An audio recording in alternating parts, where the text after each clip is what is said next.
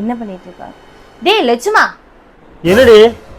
வெளியில சாப்பிட கூட்டு போடான்னு எத்தனை வாட்டி உன்கிட்ட கேக்குறேன். வெளியில தானே போகணும், பார்ப்போம்.